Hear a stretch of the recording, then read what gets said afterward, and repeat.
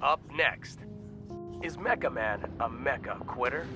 Dispatch is a new game that just dropped, and I promise you I'm not glazing when I say this, but this could be the second coming of Invincible or The Boys. When it comes to superhero media, I feel like this year really brought us back from the drought that unfortunately the community was facing for quite a while now. I don't really want to jot this up to quote-unquote superhero fatigue, but to be honest, I was feeling this way since the finale of Gen V.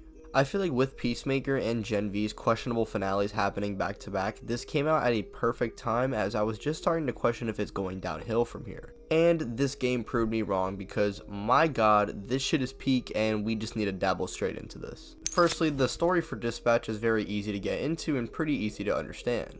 We start our story off with our protagonist, Robert Robertson. I know, worst name ever, but he's our protagonist, aka Mecha Man, in the Dispatch universe. You see, for 3 generations, there have been a non-powered individual in a powered-up mech suit in order to make up for their lack of strength and to have a way to help others like a superhero would. And this would be in the form of Mecha Man, which we know that the second generation of Mecha Man, or Robert's dad, was killed by a supervillain who Robert is currently going after. And we start our story right off with Robert currently trying to just run a gauntlet on all the supervillains as a last desperate attempt to save his family's legacy, only to be running on duct tape and determination.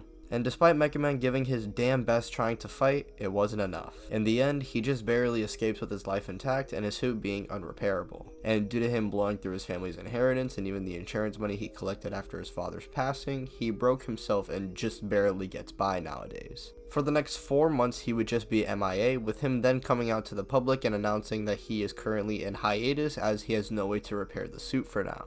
Now, this is a telltale / decision based making game, meaning you have different options for what you want to say, whether or not Mecha Man is retired, or he's not done yet, or the fate for Mecha Man is just simply inconclusive. I personally chose no comment and also proceeded to punch this reporter because, for one, I feel like he deserved it, and 2, because it unironically felt best with how Mecha Man was feeling.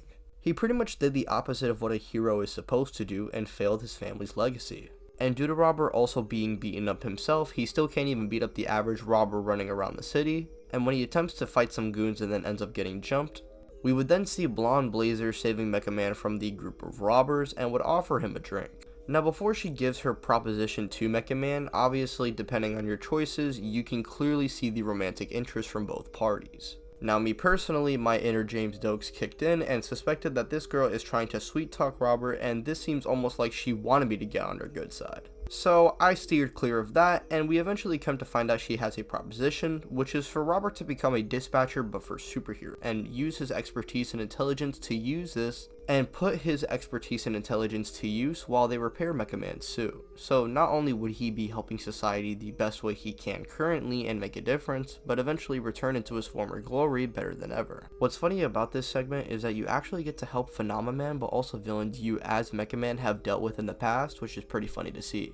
We specifically get introduced to Flambe and Invisigirl, who have direct confrontations with Robert. Flambe is somebody that Mecha Man handled in the past, and we, the player, get to humble him as well without even making a move on our end. While Invisigirl is someone who's very much the opposite of Mecha Man and acts selfish rather than selfless, making these two obviously clash heads. And we see, despite Mecha Man's position, he feels responsible for what goes down on these missions as he's their leader. Despite having pretty much no one and having everything in his life destroyed or gone, he still pushes to do the right thing and carries the weight of the world on his back just like a hero should. Seeing Mecha Man during these 2 episodes alone really showed me how much care they're trying to put into the character and clearly where the character is going.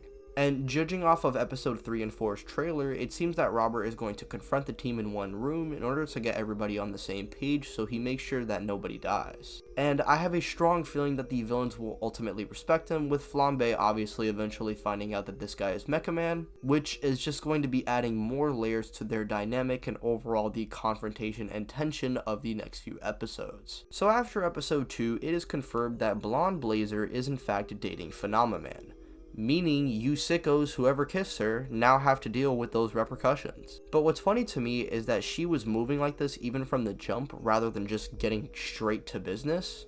Maybe this could be another Omni-Man situation, but I'm not really sure since we lack general information on the other heroes.